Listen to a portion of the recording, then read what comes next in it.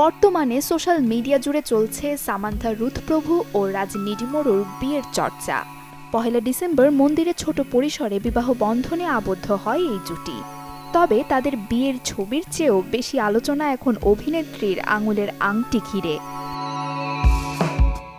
গেল ফেব্রুয়ারিতে বাগদানের পরপরই দর্শকদের নজর কেড়েছিল এই রিং। আর এখন বিয়ের ছবি প্রকাশের পর থেকে আবারও শুরু হলো সেই আংটি কাহিনী। কারো জিজ্ঞাসা, আংটিটি কিসের? কেউ আবার প্রথম বিয়ের আংটির সাথে তুলনায় মেতেছেন। গয়না বিশ্লেষকদের মতে এটি একটি লোজেন্স কাট বা লম্বা রম্বস আকৃতির হীরার আংটি, যা বিরল এবং অত্যন্ত জটিল কাজের নিদর্শন।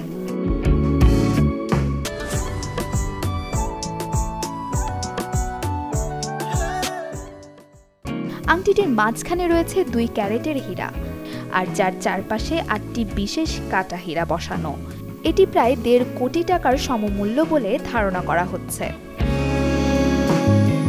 এটি শুধু একটি আংটি নয়, বরং ইতিহাস ও আধুনিকতার অনন্য মিশ্রণ। তাই তো সামান্থা রুথ প্রভুর আঙুলের জ্বলজ্বলে হীরের আংটি হয়ে উঠেছে সোশ্যাল মিডিয়ার hot topic. Desk report, channel 24।